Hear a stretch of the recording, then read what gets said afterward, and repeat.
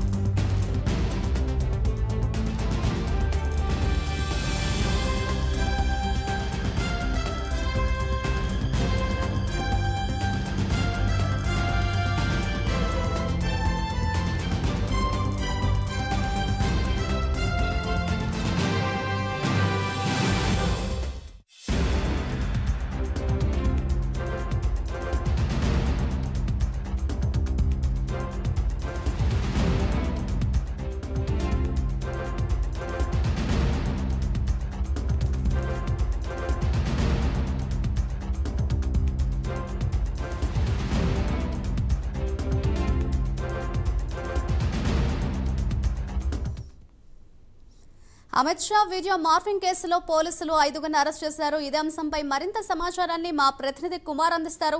కుమార్, చెప్పండి, Amit Shah video morphing కేసులో పోలీసులు 5గురిని అరెస్ట్ చేసినట్లుగా తెలుస్తోంది. దీనికి సంబంధించిన డీటెయిల్స్ ఏ విధంగా ఉన్నాయి? Thank you Madhuri. ఏదైతే అమిత్ షా మార్ఫింగ్ వీడియో కేసులోనైతే ముగ్గురు కాంగ్రెస్ నేతలను అయితే హైదరాబాద్ పోలీసులు అయితే అరెస్ట్ చేశారు. ఇందులోనే మన్నే సతీష్ అలాగే నవీన్ తస్లిమాన్ అయితే హైదరాబాద్ పోలీసులు అయితే అరెస్ట్ చేయడం జరిగింది. ఏదైతే బీజేపీ నేత ప్రేమేందర్ ఇచ్చిన ఫిర్యాదు మేరకు కేసు నమోదు చేసి హైదరాబాద్ సైబర్ క్రైమ్ పోలీసులు ఈ రోజు వీళ్ళని ముగ్గురైతే అదుపులోకి అయితే తీసుకున్నారు. అలాగే దీంట్లో మరొక ఇద్దరు ఉన్నట్లు కూడా పోలీసులు అయితే అనుమానిస్తున్నారు.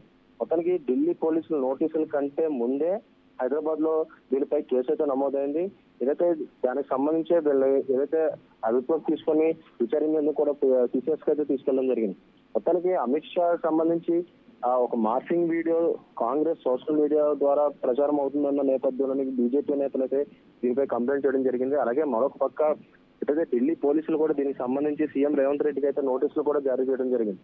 అలాగే ఈ రోజు కూడా మరొకసారి ఢిల్లీ పోలీసులు ఏదైతే హైదరాబాద్ రానున్నారో ఏదైతే టీపీసీసీలోని సోషల్ మీడియాకి సంబంధించి కూడా మరొకసారి నోటీసులు అయితే జారీ చేయనున్నారు.